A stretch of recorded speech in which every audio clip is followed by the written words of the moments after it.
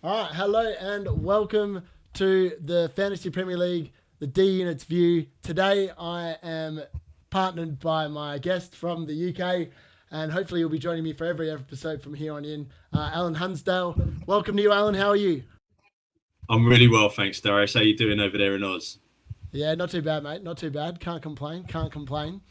So let's get straight into it. How did your team go on the weekend?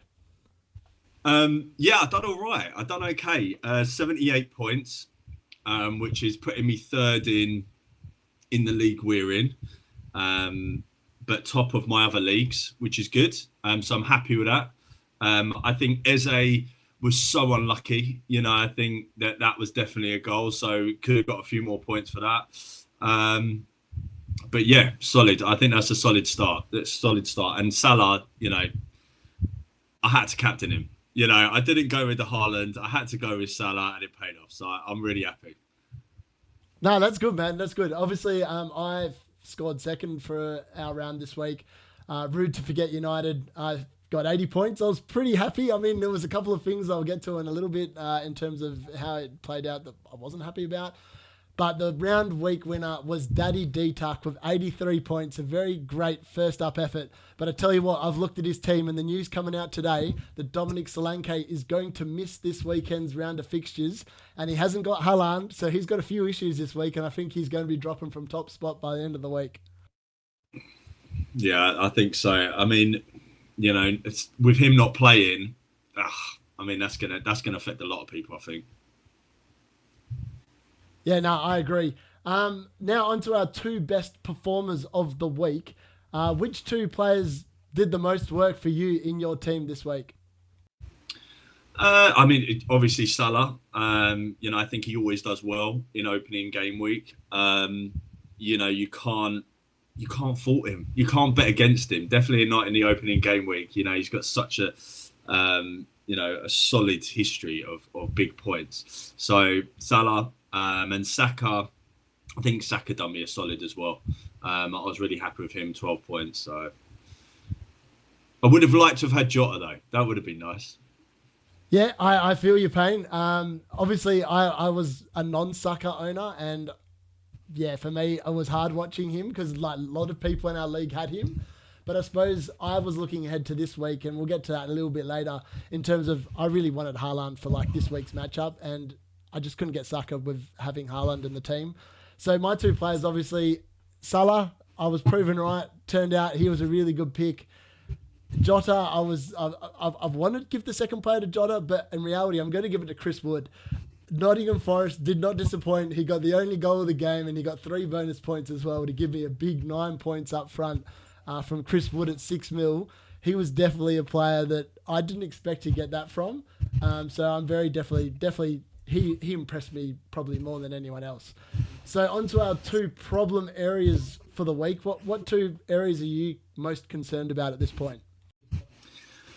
I've been toying with bringing Haaland in. There's word on the street about people sort of triple captaining Haaland again against Ipswich, and I think the thing with Haaland is that if he gets big points and you haven't got him, it just puts you so far behind everyone to catch up. So I was looking at sort of ways to bring him in, but I've decided I'm not. I'm gonna stay strong. I'm gonna stick with what I've got. If I'm honest, I haven't really got any areas that I'm super concerned about. Looking at next week for my team, I think that Isaac could come good. I think that he could get definitely a couple of goals. I think the biggest question I've had is who do I captain? Do I captain Salah or do I captain Isaac? That's my biggest question at the moment. Muniz, I think he could bang in a couple of goals. Watkins against Arsenal, he probably won't. He probably won't do a lot, but it's Watkins. Who knows? He could get one. So at the moment, I'm just sticking. I'm not making any transfers. I'm not going to change it up too much. I did bring in Nkunku though from last week. Okay, and Kunku. Well, I'll get to Yeah, Chelsea in a little Nkunku, bit. sorry. I'll get to Chelsea in a little bit, but I tell you what, they've got they're a bit of a basket case that club at the moment. I tell you what, but my two biggest concerns from last week, obviously, I started with Barco from Brighton on the bench, and he didn't get on the game. He didn't play at all. Apparently, it was rumoured it might have been a knock, but I've actually pulled the trigger, and I've actually made a transfer this week. I've got rid of Barco and I bought in Foes from Leicester City. I just think he's going to be starting every game. At some point, Leicester are hopefully going to keep some clean sheets, and then I'll be laughing. In terms of my other major concern for the week was the fact that Jacob Murphy got subbed off after Southampton. Obviously, they were playing against Newcastle, and Newcastle, Sharp, what the hell was he doing? Gets himself sent off, and Jacob Murphy gets sacrificed. I'm not too concerned because I think he'll play most games, and I won't have to worry too much about it. And the other major concern was Kulusevski. He started on the bench. He only came on for the last 11 minutes. But the fact that Dominic Solanke is out this week, I personally think that Kulusevski will now start. And they're playing at home to Everton. And there's no way that Everton are not going to be conceding goals in that game. And hopefully he gets amongst it and rewards my faith. Yeah. I think if anyone's got Trippier in their team, I think he's a concern. Because who knows when he's going to be playing. So...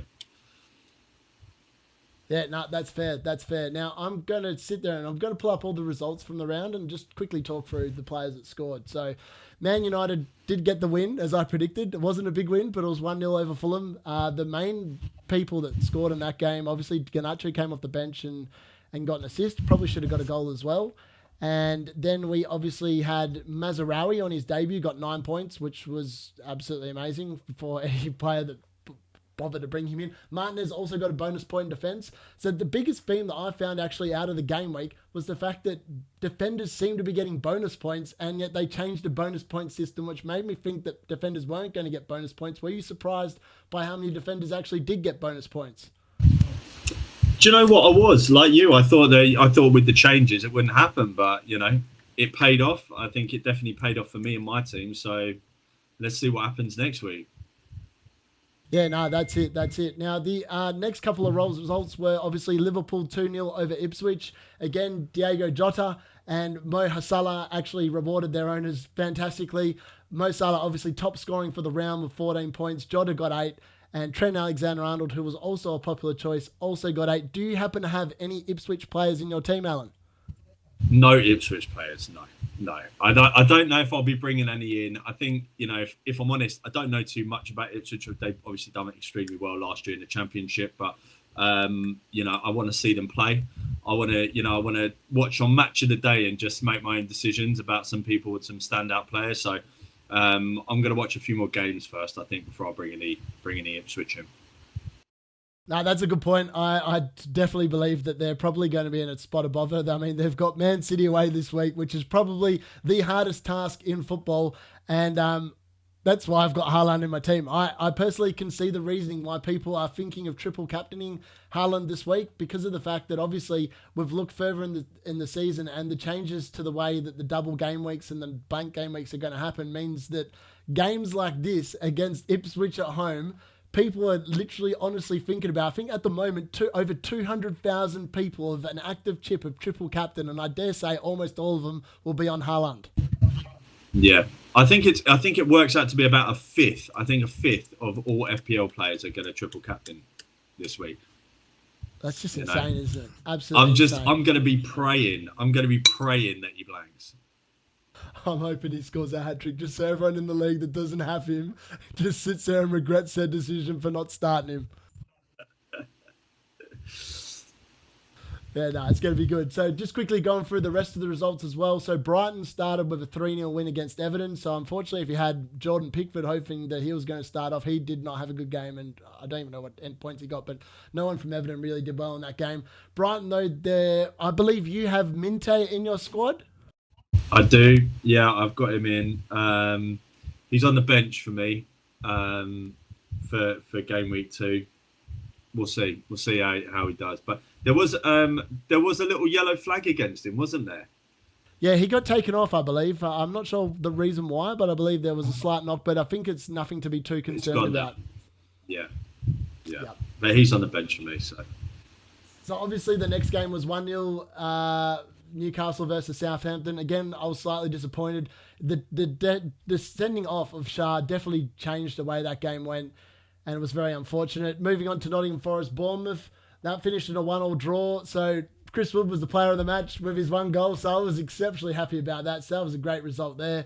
Moving on to West Ham versus Aston Villa, that was 1-2 to Aston Villa. Do you have Ollie Watkins in your squad? I do. Yeah, I've got Watkins. Watkins is a player for me, last season, he's very up and down. If you have him in and then he doesn't do anything, you take him out and then he scores a couple of goals. And he's one of those, you just need to leave him because, when he's on fire, he's on fire. But yeah, he can be very up and down, Ollie. Yeah, no, I remember having Ollie Watkins last year for a big majority of the season. The only caveat I suppose I had, and this is why I went with Halaand, is because of the fact that he had a full preseason. He didn't go away to the Euros, and Ollie Watkins barely had a preseason, and he only kicked a couple of... Well, I don't think he actually played that much of the Euros. He obviously got that 1 goal, but other than that, he didn't really do a hell of a lot. Brentford versus Crystal Palace, that finished in a surprising result. I was not expecting Brentford to win that game. I was thinking that was definitely going to be a draw, but they won 2-1. And I know that you were unlucky in this game with Eze on your team. How did that feel to have Eze and what happened there? Oh, it's just, it shouldn't happen. It just shouldn't happen. I think even the ref afterwards said to him it should have been a goal. I mean, it's just crazy. But that's football. That's football. These things happen. I'm sure there'll be decisions that will go, the other way. So it stings a bit, but it is what it is. That's fair. Obviously, the next game was Chelsea versus Man City.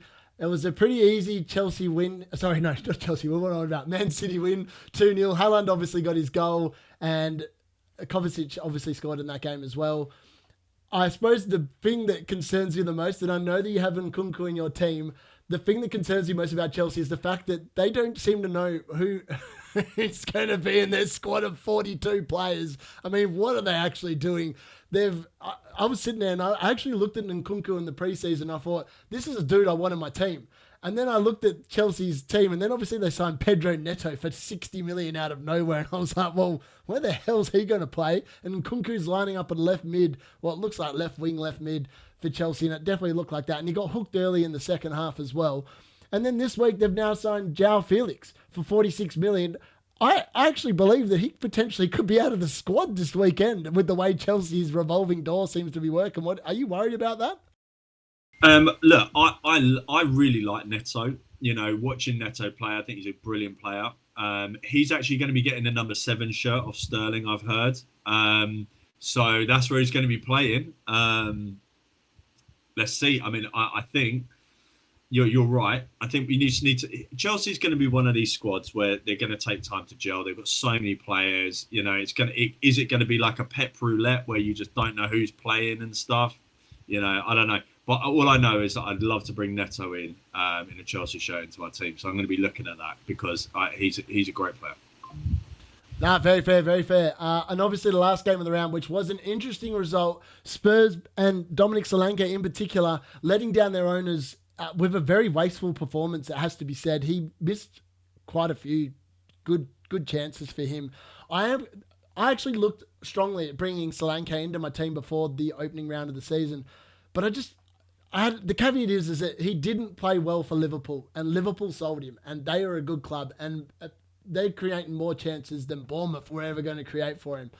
I actually think Dominic Solanke's level is Bournemouth, and I think that I know it's early doors, and probably Solanke owners don't want to hear this, and the fact that he's injured, he's going to be missing this game week, probably is the icing on the cake for those owners of Dominic Solanke. But I can foresee a world where he actually flops and it doesn't work out for Spurs. 60 million is a big price tag, and for a bloke that didn't cut it at Liverpool, I've got my queries about how well that's going to work for him.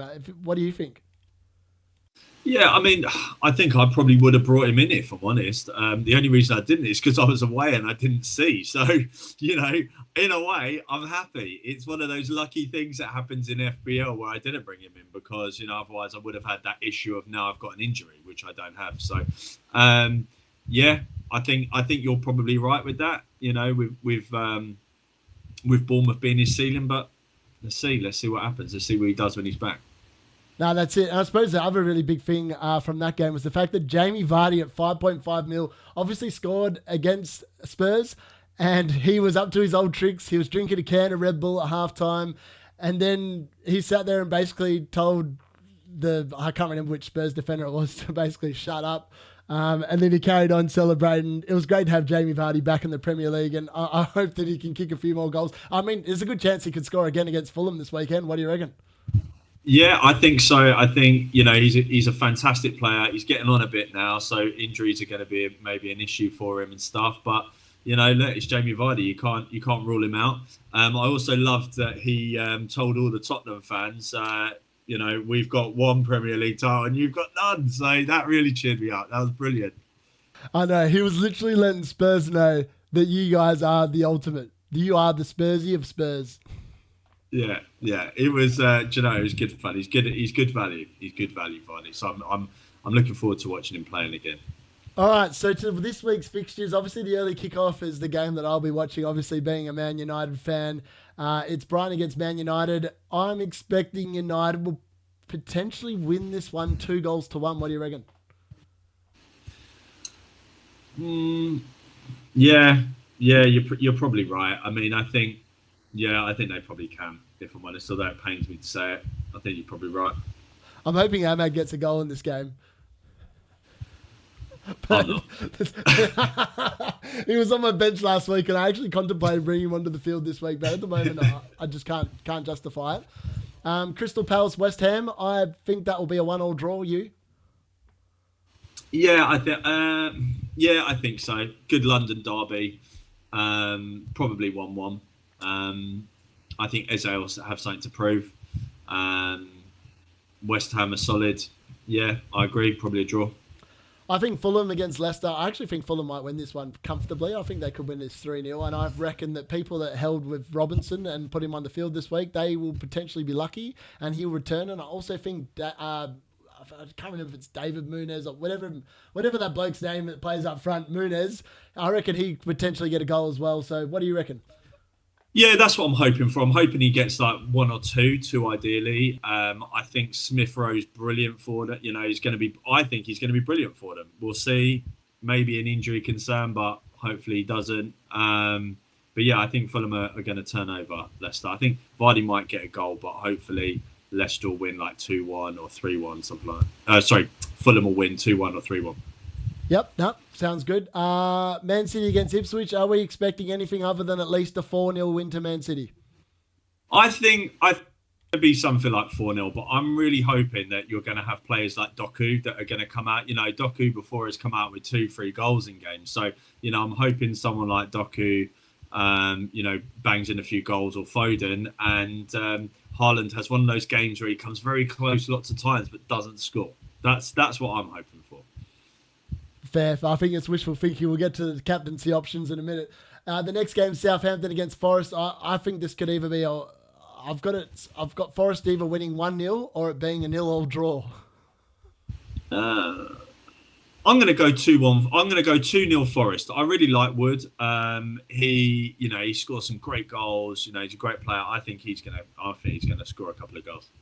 Too easy. Next game, Spurs versus Everton. Yeah, Spurs will win that. Spurs will win that. Probably something like 2-0, 2-1, something like that.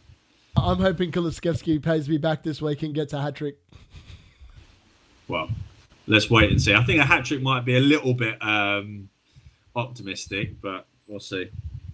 That sounds good. The next game, probably the game of the round, which is the late kickoff on Saturday night. It is Aston Villa against Arsenal. I personally think this is probably going to end in a draw. I think that Aston Villa's definitely going to score, so I'm imagining it's going to be a 1-1 draw. You?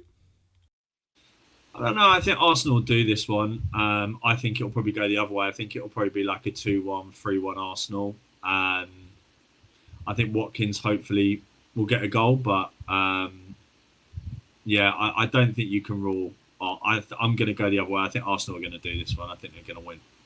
Okay, fair. Big shout out there to the Arsenal fans. The next game is Bournemouth versus Newcastle. I'm expecting Newcastle hopefully to get into some actual form this week. They scraped the 1-0 last week against 10 men. With 11 men, I'm hoping Jacob Murphy also gets on the score sheet. I am hoping for at least a 2-0 win and a Jacob Murphy goal in this one. Yeah, I'm the same. I think Newcastle are going to have fire in their belly after what happened in the first game week. I think Isaac will score a couple of goals. Yeah, I think it'll be a comfortable win for Newcastle. Now, onto the team that you used to support prior to this season coming up, Wolves versus Chelsea. I actually am tipping a Wolves win here. I actually think they might win 1-0. What do you reckon?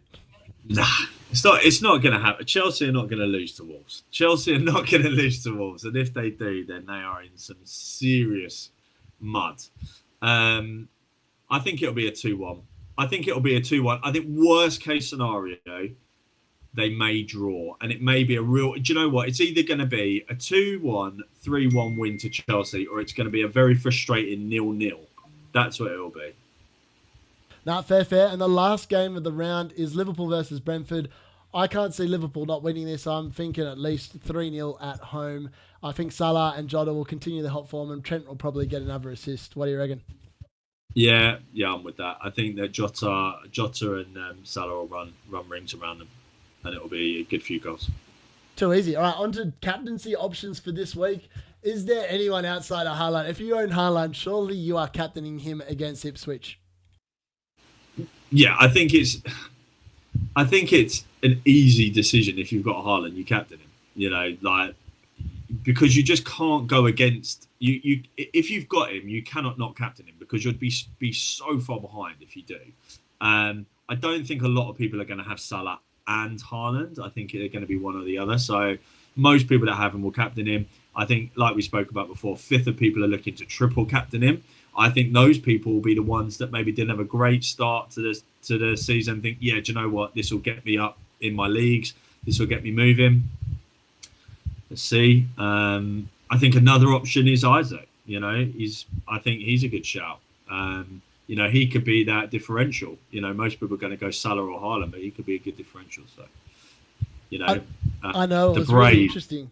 Yeah. Seeing the people that had picked Salah and Haaland in our league in particular, it was 50-50 split pretty much on Haaland. And then not many people had Salah and Haaland. I think I was one of the few people that somehow managed to fit them both into my squad. And I was pretty happy with the way they returned. And this week, if I didn't have Haaland, I'd be definitely looking at Salah as my captain. Or even Diego Jota. Jota had a lot of good chances in the game against Ipswich on the weekend, which I don't think you can definitely count out. I think he could definitely be a good option. If you save that money on Liverpool by not going with Salah, I think Jota's definitely a good option. But Haaland at home against Ipswich, I just can't see him. He could score 4. I'm not lying. Ipswich in that second half, if that was Haaland up top instead of Jota in that second half against Ipswich on the weekend, I reckon Haaland puts 4 past him quite comfortably. Well, you're probably right, but I just really am praying that doesn't happen. So, because I'm going to be in some serious problem with my team. So, I'm going to be hoping and praying to the universe that he has a very frustrating day at work on the weekend. Were there any other players in the 5 mil to 6.5 mil region, particularly in midfield, that stuck out to you over the course of the weekend? Rodgers. I think Aston Villa's Rodgers. I think he stood out. He's got Arsenal next week, but I think he could be a good shout for some people to look at. I think another one is Souček. I think he got, I think he had something like 5 goals in the box. So, he could be a good one. And then, Doku, Silla, they're 6.5. They could be good options as well. Especially with Ipswich. Like I said, I'm really hoping that Doku and Silva, Doku gets a hat-trick, Silva gets one in, even Foden, and Haaland's left out of it. I think that could happen. But what do you think? Yeah, there were so many options in the 5 to 6.5 mil. As I said, I had Jacob Murphy and Kulusevski, who are 5.5 and 6.5 concurrently, and they disappointed, but there were reasons for why they disappointed. This week, I can envisage a week where they both score and they both get an assist or something like that. Kulusevski, I was surprised he actually started on the bench. His form in preseason had been amazing, just like Jacob Murphy's, and it was just unfortunate that Shah got sent off. So I expect them both to bounce back. The ones that actually did impress me, and I'd sort of forgotten about him, Rogers obviously from Aston Villa, as you said, he was brilliant. He was unlucky not to actually get more points than what he did, and I envisaged that he had some amazing stats from game week 31 from last season through to the end of the season. His stats are through the roof. They have to drop off at some point, but he looks a fantastic option, particularly if he starts getting going at 5 mil. That's the main reason why I went with Ahmad. I think that he's going to have a breakout season, but it did concern me that he again got sacrificed for Garnacho, who again got points from the bench. I actually think, I'm hoping that this weekend Rashford actually gets dropped and Garnacho starts on the left and Ahmad starts on the right. I really am hoping that, only because of the fact that Rashford's looked pretty bang ordinary, to be honest. He's missed some unbelievable chances. The one person that I had forgotten about, Minte from Brighton, looked fantastic, but it's another Brighton player that I was really impressed with, and I think a lot of people have forgotten about him because his ownership is still very low, and that's Matoma on the left wing. He got his goal, he looked good, and Brighton, after this week when they've played United, have a favourable run of fixtures, I believe, coming forward. Yeah. Do you know what? I agree with everything you've just said there. There's nothing really that I think you've just done a fantastic roundup on it. I couldn't really add anything to that. No, fair. So let's have a quick look at our leagues for this week. Obviously, we're second and third, and we actually start off very good. 78 and 80 points. There's nothing to be laughed at. Our top score of the week, as I said, was on 83. He has got some big issues though at the top this week, so I don't expect him to stay there, as I said already. And in our head-to-head league, you're actually versing him this week. So it's first versus third. It's come on. So this is a big week for me. Can you take him down? What is just for those who don't know, I've been playing FPL for about 3 years, and 3 years ago I had no idea what I was doing with FPL, and Darius introduced me to it, and he done my team for me, the first team, and he's sort of coached me on it. But last year, what is the name of the league anyway? What is our league called? So our league is called Do You Think You Can Beat the D Unit, which is obviously me. And last year, unfortunately, I did get beaten. Darius. But where did we end up last year? What was the final last year? So remember, I was at miles in front. So I was like 100 points clear with like 14 rounds left or something, and then I just started picking bad captains. I started doing stuff against the norm, and I shouldn't have, because I was on top. I literally gave away my lead by trying to be greedy and threw it away. You were so far ahead. Second. Yeah, you were so far ahead, man. So far ahead. So this year, I think you've got a lot to prove this year. I think you'll be going back to your old formula. So, I won't be giving you all my secrets because I want to try and get that number one spot at some point. That's it. I reckon we're. I was still happy with. What was it? Third in the end? Was I third? Yeah, you finished third. You finished just behind me in the end. It was a pretty good effort. Yeah, I'm not too. I'm happy with that. But let's see what happens this year. But yeah, I think you're right. I think he's got some big problems this week. So let's see. Let's see what happens. And the last little bit of the segment of the show, I'm going to go back to FPL Challenge, which is obviously something new that I've tried this year. Last week, I believe I did this on the show, and I did the game week 1, and I thought I'd change my captain to Salah, which meant I would have top scored in my league, but for some reason I must not have saved my changes, and Halaand ended up as my captain, which I was not happy about at all. This week, in game week 2, it's goals are worth double points. Your squad may only contain 1 goalkeeper and 4 forwards. At this point, before I found out Solanke is injured, I'm going to have to change this. I'm going to try and get Halaand into my team, but I had gone with Becker in goal, Wood, Muniz, Isaac, and Solanke, but I'm going to change that all around. I'm going to try and fit Halaand in and make him captain because I believe he's the route to most points this week. Have you bothered to look at FPL Challenge yet, Alan, or not? I haven't. I've just looked at it now. So it's attackers this week. So I'm going to jump on it. I'll jump on it this week. Let's see what happens. I'll give it a go. Why not? It's nice to mix it up sometimes. So we'll see. Are you using your same club name on it? Yeah, my name is still Rude to Forget United, and I will send you the invite code to our league because it's not too late to join. I don't believe. I think you can still Yeah, join, yeah. so I will send you that up at the end of this episode. I think that brings us to a wrap for today. Alan, I believe what are your plans for the weekend? I'm camping. I'm camping this weekend, and literally, we've just squeezed this in because I'm about to leave. So I'm going to be whipping off this football shirt and putting on like a olive green camping type t-shirt, and I'm going off to the woods for the weekend. So I'm back on Sunday evening. Fantastic. That sounds brilliant. For me, I'll just be watching as much football as I can, try and soak up as many games as I can to see the trends going forward. I know I've wasted my transfer this week, and I know other people are probably holding theirs, but I think that's going to change now that Solanke's out. People are going to need to make some changes before their teams are locked out for the beginning of the week. Thanks for joining us, Alan. Remember, make sure you like and subscribe to the channel for more great content. We'll be back, hopefully, weather permitting. I mean, the reason why we're doing this show so late in the week is because there was a massive power outage in Kalgoorlie, where I'm from, and I actually couldn't do anything about it. And the only time I could get on and the power was back was right now. So that's why it's been such a late recording in the week. We are going to try and get this content out on Wednesday moving forward. But today's been good because I've been able to share the news that Dominic Solanke is not here. So yeah, any closing thoughts, Alan? No, just I hope Haaland has an absolute terrible day at work at the weekend. I hope he goes ham, man. I really hope he gets at least 15 points and he's going to double out his 30 for my captain, and then I'll be a very happy man on Monday morning. Lovely. Right. Well, look, it's been a pleasure being on your show, Darius. My pleasure. You take care. Have a great time camping, and we'll see everyone next week, hopefully on Wednesday or Thursday morning. Check it out. Make sure you like and subscribe, as I said, and we'll catch you next time.